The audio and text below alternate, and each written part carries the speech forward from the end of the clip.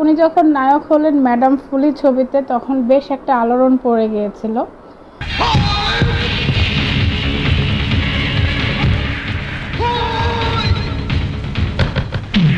Directly ওনার সাথে আমি নায়িকা হিসেবে আমার মনে হয় একটি ছবিতে কাজ করেছিলাম। আমার সাথে দেখা করে এত শখ কেন? বুকের ভিতর খোঁটা মেরে আগুন যে জ্বালিয়ে দিয়েছে তাই। আমার মনে হয় দুটো ছবি করেছিলাম। আমার যতদূর মনে হয় আমার লাস্ট যেই ছবিটা মহিলা হোস্টেল, ওই ছবিতে উনি আমার নায়ক ছিলেন। মাঝে মাঝে যদি সময় কাটাতে কথা বলতে আসি, আপনি রাগ করবেন না তো? রাগ করবো কেন? আসসালামু আলাইকুম, আশা করছি সবাই অনেক ভালো আছেন। আমিও আলহামদুলিল্লাহ ভালো আছি। তো আমি কয়েকটা রিকোয়েস্ট দেখলাম, আলেকজান্ডার ভাইকে নিয়ে কথা বলার জন্য বলা হয়েছে। তো আলেকজান্ডার ভাইয়াকে আসলে আমি চলচ্চিত্রে আসার পরপরই দেখেছিলাম, তখন উনি নায়ক হননি। তখন উনি রুবেল ভাইয়ার সাথে ফাইটে কাজ করতেন, মানে ওনার ছাত্র ছিলেন, স্টুডেন্ট ছিলেন। তো বিভিন্ন ফাইটের দৃশ্যে ওনাকে তখন দেখা যেত। তো এরপর আমি চলচ্চিত্রে নায়িকা হবার পর ওনাদের আবির্ভাব হয় আলেকজান্ডার হিসেবে। ওনার অরিজিনাল নাম আমি জানতাম নজরুল ভাই, নজরুল ভাই হিসেবে চিনতাম। তো যাই হোক, উনি যখন নায়ক হলেন ম্যাডাম ফুলি ছবিতে, তখন বেশ একটা আলোড়ন পড়ে গিয়েছিল। আপনি সব কি কইতাছেন? চুন্নমুন্নু কচি খুকি কিছু বোঝে না, পাগলি। এবং এরপরে উনি বেশ অনেক ছবি নিয়ে খুব ব্যস্ত হয়ে গিয়েছিলেন। এবং আলেক ভাই বাংলাদেশের একজন মার্শাল আর্টের ব্ল্যাক বেল্ট হোল্ডার, এবং উনি পুরো ওয়ার্ল্ড চ্যাম্পিয়নে কিন্তু উনি জিতেছিলেন, প্রথম হয়েছিলেন। রাশিয়াতে হয়েছিল এই টুর্নামেন্টটা, সেখানে উনি মার্শাল আর্টে প্রথম হয়েছিলেন। তো সেই গল্পটা আমি ওনার কাছেই শুনেছিলাম। তো আসলে খুবই অত্যন্ত ট্যালেন্টেড আলেক ভাই, এবং অত্যন্ত ভালো মনের একজন মানুষ। আর আমি আসলে ওনার সাথে সেরকম কোনো ছবি করিনি ফিল্মে থাকতে। হয়তো একই ছবিতে উনি আরেকজনের নায়ক করেছেন, আমি সাকিব, হয়তো বা আমি সাকিব একসাথে, আলেক ভাই ময়ূরী বা আলেক ভাই সাথে অন্য কোনো নায়িকা কাজ করেছেন। আর ডিরেক্টলি ওনার সাথে আমি নায়িকা হিসেবে আমার মনে হয় একটি ছবিতে কাজ করেছিলাম।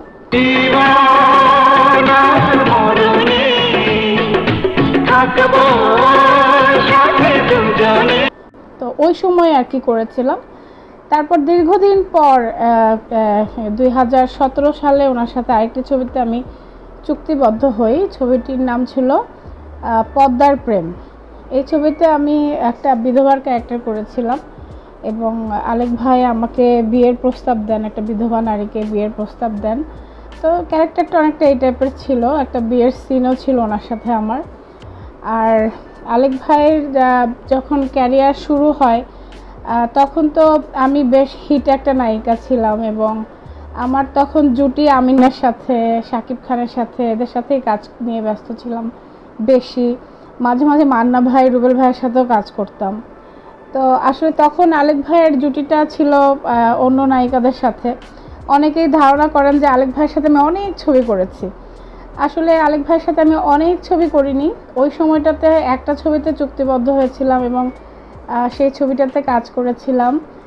এবং তখন যে ওনার ব্যবহার, এত সুন্দর বিহেভিয়ার আমি পেয়েছিলাম, মানে আমি সত্যি অবাক হয়ে গিয়েছিলাম যে উনি এত সুন্দর বিহেভিয়ারের একটা মানুষ।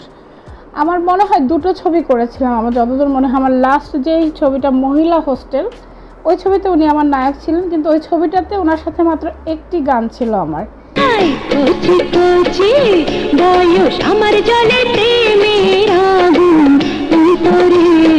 এবং অন্যান্য নায়িকাদের গানই বেশি ছিল ওই ছবিতে, আমার মাত্র একটা গান ছিল। তো যার জন্য ওনার সাথে কাজ আমার সেরকম এক্সপিরিয়েন্স নেই যে কাজে আমরা একসাথে কাজ করেছি বা খুব আনন্দ করেছি, তা না। তবে যতটুকু ওনার সাথে আমার দেখা হয়েছে, ওনার থেকে আমি খুব ভালো ব্যবহার পেয়েছি। আর 2017 সালে যখন ওনার সাথে আবার রিইউনাইটেড হয়ে আরেকটি ছবিতে, তখন বেশ ভালো একটা সময় কেটেছে ওনার সাথে, বেশ গল্প হয়েছে। এবং ওনার ক্যারিয়ার নিয়ে উনি অনেক কথা আমার সাথে শেয়ার করেছিলেন। উনি বলেছিলেন যে আমি আসলে যখন আমি হিট নায়ক হয়ে যাই, তখন আমি আসলে বুঝতে পারিনি যে কোন ছবিটা আমার ধরা উচিত, কোন ছবিটা ধরা উচিত না। আমার হাতে ছবি আসলে আমি ধরে ফেলতাম। আর আমি পরিশ্রমটাকে খুব ভালোবাসতাম এবং আমি ভাবতাম যে আমার ডিরেক্টররা আমাকে কখনোই মানে মিসগাইড করবে না, তারা আমাকে ভালো ক্যারেক্টার দিবে, ভালোভাবে কাজ করব। তো আসলে আলেক ভাই যে ফাইটটা করতেন সেটা কিন্তু অসাধারণ ছিল।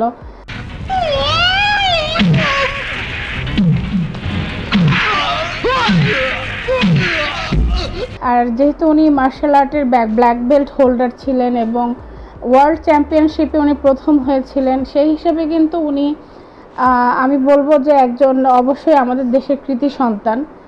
আর আলেক ভাই একজন নায়ক হিসেবে, অভিনেতা হিসেবে খুবই ভালো একজন শিল্পী। চল বাড়ি চল, সবার সামনে তোকে আমি তালাক দেব, তাতে যদি বাবা আমাকে তেজও করে তাও ভালো। বিশেষ করে পদ্মার প্রেম ছবিতে ওনার অভিনয় দেখে আমি অবাক হয়ে গিয়েছিলাম, এত সুন্দর অভিনয় করেন উনি। তো আসলে ওনার সাথে আমার স্মৃতি বলতে এতটুকুই। তার উপর আমি বলবো যে পার্সোনাল লাইফে উনি খুব ভালো একজন মানুষ, সৎ পরামর্শ দেন সবসময়, যাকে যখন যে পরামর্শ দেন তাকে সৎ পরামর্শ দেন, কাউকে ছোট করে কখনো কথা বলেন না। এবং আলেক ভাই সত্যের পক্ষে থাকেন সবসময়, যেটা সত্য সেটাকে উনি তুলে ধরেন। আর এই যে বললাম যে উনি একটা খারাপ সময়ের নায়ক হয়েছিলেন, মানে যে সময়টা উনি নায়ক হয়েছিলেন ওই সময়টা খুব খারাপ যাচ্ছিল চলচ্চিত্রে। আর উনি অনেক কিছুই না বুঝে, অনেক ডিরেক্টরকে যাচাই বাছাই না করে অনেক ছবি ধরে ফেলেছিলেন, যেটা পরবর্তীতে ওনার ক্যারিয়ারের জন্য ক্ষতির সম্মুখীন উনি হয়েছিলেন, যেহেতু ওই টাইমটা উনি খুব নাম করে ফেলেছিলেন। আর স্পেশালি ওনার ফাইট, ওনার ডান্স সব কিছুই খুব সুন্দর ছিল, পারফরমেন্স। প্রিয় বন্ধু যে তুমি, তুমি প্রিয় শত্রু যে তুমি, প্রিয় স্বপ্ন যে তুমি। আলেক ভাইয়ের প্রতি আমার শুভকামনা থাকবে সব সময়। আর আমি চাইবো যে ওনার মতো শিল্পী যেন হারিয়ে না যায়, উনি যেন সবসময় চলচ্চিত্রে রেগুলার কাজ করে যান। এবং বিভিন্ন সংগঠনের সাথে উনি জড়িত আছেন আমি যতদূর জানি, শিল্পী সমিতির সাথেও আছেন। তো আমি চাইবো যে আলেক ভাই সবসময় তাকে এভাবে সক্রিয় রাখবেন। আর পার্সোনালি উনি ব্যবসায়ী পরিবারের ছেলে, ওনার পরিবারের সবাই কিন্তু বিজনেস করে, বিজনেসম্যান সবাই। তো পারিবারিক ব্যবসা নিয়ে ইদানিং উনি খুব ব্যস্ত থাকেন, কাজে অনেক সময় ডাকলেও উনি যান না, অনেক ছবি নিজের ইচ্ছাতেই ছেড়ে দেন। তো আমি বলবো যে আপনারা এইভাবে দূরে থাকলে চলচ্চিত্রের কি হবে, আপনাদের মতো ভালো ভালো শিল্পীরা যেন আমাদের চলচ্চিত্রে সবসময় কাজ করে, এটাই আমি চাইবো। এবং আলেক ভাইয়ের প্রতি অনেক অনেক শুভকামনা, শুভেচ্ছা আর অনেক অনেক দোয়া। আলেক ভাই অনেক ভালো থাকবেন। তো আমার দর্শকরা সবাই অনেক অনেক ভালো থাকবেন। আসসালামু আলাইকুম।